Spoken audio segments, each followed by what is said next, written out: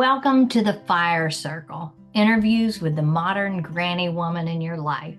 My name is Ellis Elliott, and I write a series of cozy mysteries based on a lineage of Appalachian granny women, or witches, as they were sometimes called. So, what is a granny woman? Well, let me tell you, back in the pre-Civil War days in the isolated community mountains of East Tennessee, there were certain women that took on the combined role of healer, midwife, and preparing the dead for burial. These were the granny women or witches. While these women were depended upon by their communities in these important situations, they were often seen as outsiders because of their esoteric knowledge and by the fact that they did not follow the prescribed role of women at all for that time. In other words, they were often seen as peculiar.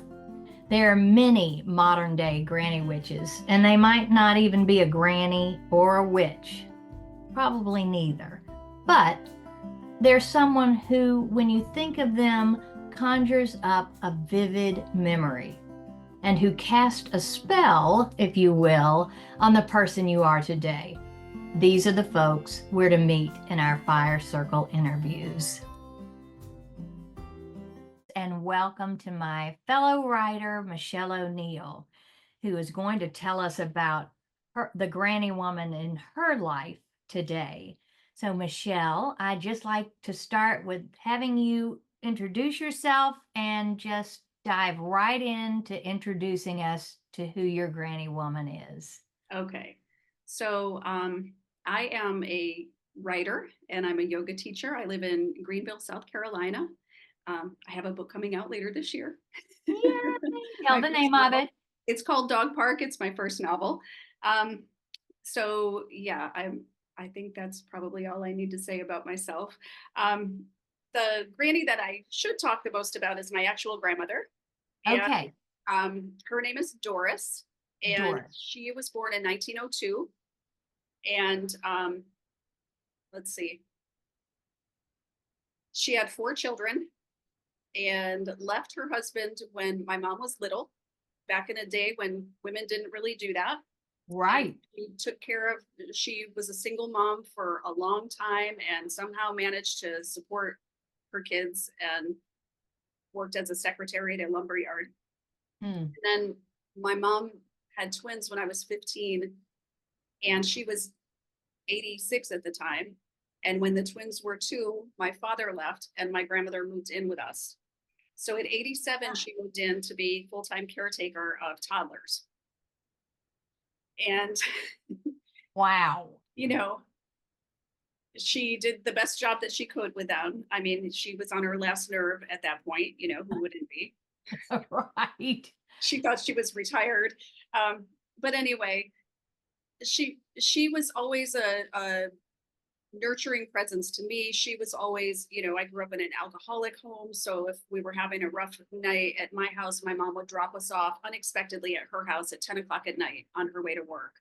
And she would greet us and say, "Oh, joy. Oh, Um, joy." She never made us feel like we were a burden. She never made us feel like, ugh, why are you here at 10 o'clock at night? It was never like that. Sorry about. Um, and she just always made us feel like she was glad to have us, and she would always make sure that we had like a new pair of shoes for school. Even though she had no money, she would scrimp and save. And she just did so much for us growing up, and then again for my brothers when she moved in as an 87-year-old. right. I think she would laugh at the thought of being thought of as like a granny witch, because she was Mm-hmm. in some ways very conservative. She was very like proper. She had her English background, like her parents from England, so it was like she was very very concerned about what other people thought, and not being perceived the wrong way and being nice, and all of that. Very um upstanding. yes, but she did a lot of things like canning her own food. She Ah, had all kinds of herbs that she used. She ate dandelions that she grew from her garden with vinegar and, would steam them like you would spinach today. And Yes. she did all kinds of things that were super, super intuitive and super healthy. And at the time, I didn't appreciate it. So I didn't listen, I didn't learn. You know, we were all about modern everything, and Right. just kind of like backward, you know. Yeah. So we didn't write down a lot of things. And now it's like there's this movement, you know, in all of my like crunchy mom groups. They're all doing what she was already doing. Right. Um, you know, pickling all of her vegetables and preserving things. And I really wish that I had listened more. Like I wish I was like at her elbow learning instead of like poo-pooing and feeling like, you know, she didn't know. Like her Right. wisdom was so much more than our, you know, the arrogance of youth, you know, Oh, where we think that we absolutely. know it all. Where And did really, she, where what's was she? so she grew up in New York State, and that's where she was her whole life, upstate New Okay. York. And yeah, I mean, she didn't have a driver's license. She had an eighth grade education. Wow. Um, you know, put her daughter through nursing school. All of her kids were in the military. The boys were. So, you know, she did what she could for all of us, um, on a very limited education. But she was really smart and Yeah. very frugal and very able to. She lived through the Depression, so you would find, you know, after she died, we found, you know, in back closets, we would find like just jars and Yeah. jars, you know, all the string, like anything you could Yes. save it and find a use for it. And then just recently I came across again, and I can send it to you if you want to see it. But I came across again this photo of her when she was 16. She was like a award-winning diver. Oh, wow. they would dive Yes. they would dive off of a bridge into a river. Oh my And God. there's this beautiful, I don't know how anyone captured it in 1918, but they captured this perfect swan dive that she did off of, I don't know if this one was off a river. This might have been a diving board, but they would practice diving off a bridge into the river. Oh And so my she had this whole life. She didn't get married until she was older and had her God. kids. So she spent time with her husband, like living like just as a couple in New York City in the 30s Oh, for wow. several years, and then had children. And then you know, I think she wanted to wrap up that kind of like fun wildlife. She had Yeah. kids, and he wasn't ready to wrap it up. So that didn't work out. But yeah, she just had like a very interesting life. She didn't talk about that time in New York. You know, we find pictures, and she had Right. friends, and her sense of style was so incredible. And Yeah. um, you know, Don't you think that there's a unifying thread, I think, with these granny women that has to do with that they were before their time mhm, and that they were outside their time and that they did not necessarily follow the prescribed role that culture wanted for their women, our culture, and that there's this thread of resilience, mhm, that's so admirable. So let me ask you this. When you think of, you mentioned that joy, I love that, joy, the, um, how she made you feel about mhm. you. Yeah. It reminds me of the Maya Angelou quote where she says, you know, people will forget what you say, but they won't forget what you've made them feel. Yes. And she also said, children need from an adult, they need their eyes to light up when they enter a room, Ah, something like that. And that's something I always felt from my grandmother. Always happy to see us. Always like just so glad that we were there, you know. yes. Yes. So when you think of you're carrying on some piece or part of her, what do you think of? Mm, hmm. I think that she thought for herself. Mm-hmm. You know, I think that she looked around in society, and she was less vocal than I am. Like she was more quiet. She would Right. quietly do her own thing and what she wanted to do. Um, she didn't follow all the practices of medicine at the time and just kind of said, no, thank you. You know, she was very good at that, of just like Ah, almost being unseen and just doing her own yes, thing under the radar, um, yes. which I could probably use a little bit. That. um, but and she was very, you know, we have different outlooks on spirituality, but I think I get my maybe a sense of faith from her. Like her faith was like unwavering, you know, and she Yes. always said she had two things that she always said, and one of them we had engraved on her tombstone, and that was go in the light that is given you. And Oh, I that was like just that. like, you know, right from wrong, and just listen to, you know, go in the light that you know to be true, and you know, you won't go wrong. Like just Right.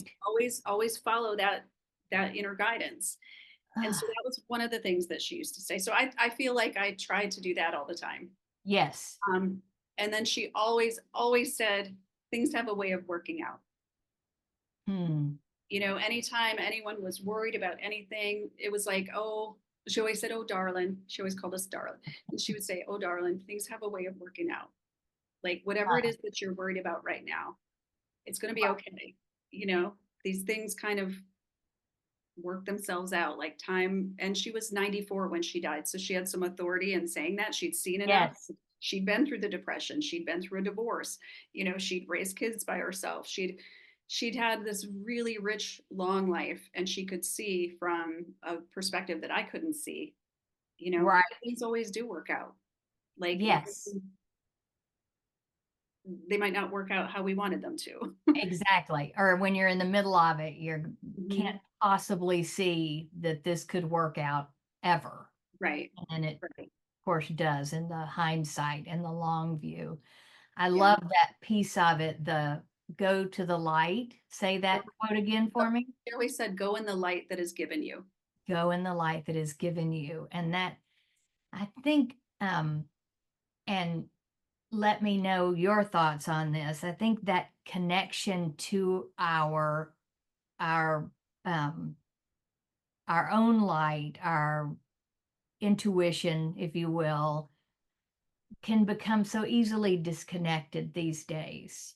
Hmm. Would you agree with that? That we Yeah. don't listen because we've got so There's many. so much coming in. It's like it's so noisy, you know? Yes, So, yeah, to get quiet and to just listen. Like, because like if you say like I don't know, well, you do know. You just can't hear it right now because it's so busy. yes, yes, exactly. And I think, and in this book, these witches, so to speak,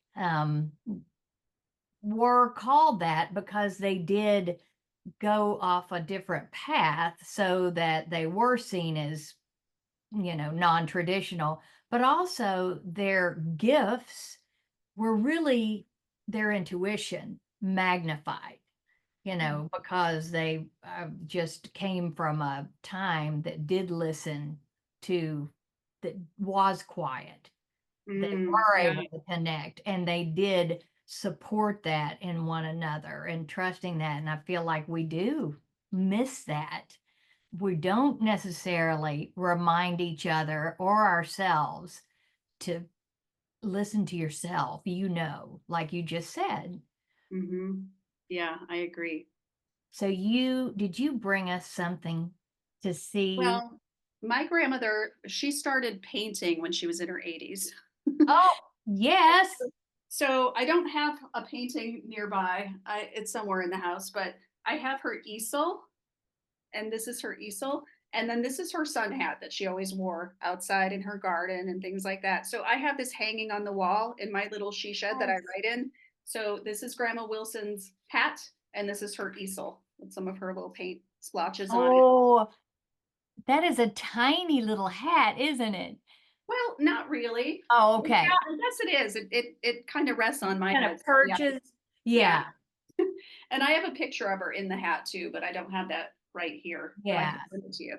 yeah. Um, Send it to me for sure. yeah. So And that's. you know, that is just always right here when I'm writing. It's just right there on the wall. So Don't you think that there's a certain energy in items that they actually wore, that that's the paint she was using? How do you think, do you, not that you would necessarily feel that, but how does that inspire you? Why did you put it in there? yeah, I just like having it near. I like having like physical, like objects of hers nearby. You know, it's also really interesting. She gave me a Bible when I got confirmed when I was Mhm. a teenager. And then I have like a couple of recipes, and I have like just a note that she wrote that said, "Good morning, darling," and Yes. like just like having it in her handwriting. That Yes. is like a zinger. That's like, it feels so like real, it feels like she's right there. Yes. I see her handwriting, and her handwriting was atrocious. You have to really squint and try to read it. But like they didn't teach girls a lot in 1910. Right. It wasn't important. Um, No, and it's cursive and it's very messy, but I love it. And yeah, I love seeing anything in her actual handwriting. it is as if they're speaking to you. And I think, again, that's another lost art because it feels so tangible. Hmm. That pen was on that paper, and we're not going to feel that with the email. Yeah. Right. Yeah. Yeah. So Yeah. if you were to project and yourself as the modern granny woman, or to give a broad ranging opinion on what that might look like, as far as evolving in today's world, what does that make you think of? What does that bring to mind moving forward? Well, it almost feels like a moving backward.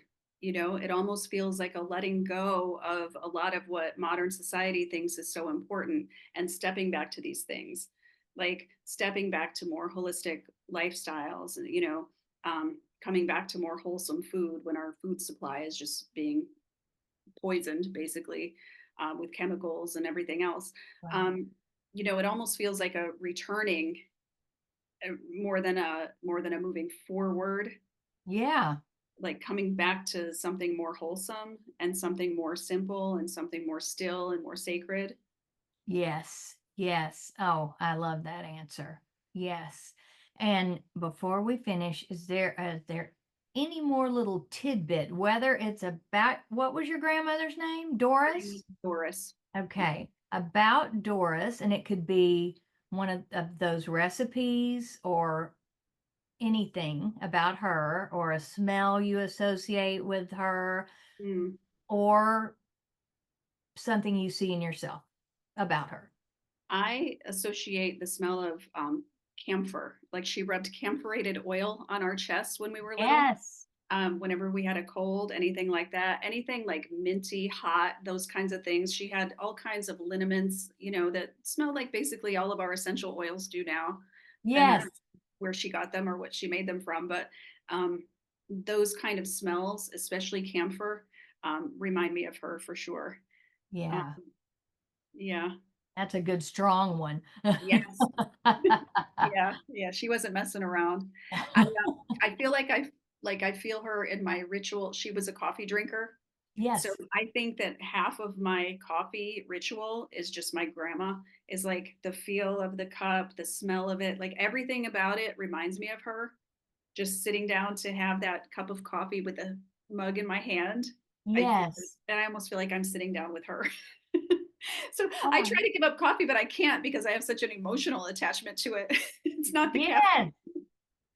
I Yeah. hear you. And that it is um it, it's almost like a liturgy. Yeah, Mhm. that same kind of that ritual that you shared, or that you witnessed, and bring her into the Yeah. into the modern times, which does bring us to our end.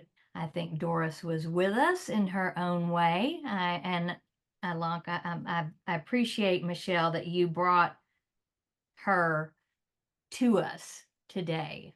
Anything else to add before we go? I was thinking, I don't know where the expression comes from, but maybe you've heard it before, where it's like people are remembered after they go until the last person remembers them. Like, Yes, you know what I mean? So I feel like I just want to thank you for the opportunity, because anyone that hears this will also like know my grandmother, and she continues that way. It's like it keeps her yes, memory alive. yes, yes. And they deserve that, don't they? Yes, um it's a life worth revisiting for And she sure. was she was so humble. Like, she would never draw any attention to herself. She was just the sweetest little thing, but she would just be like very tickled that we're even talking about her right Oh, now. good, good. Okay, Doris, we're gonna put it out there. We're gonna let everybody know about you, all of our many, many viewers. Aw, Well, thank you so much. I thank appreciate you you. taking your time out Aw, and thank giving you, us a Alice. little bit of your beloved folks and yourself. Thank you. I can't wait to read your book and learn more about it. Likewise. And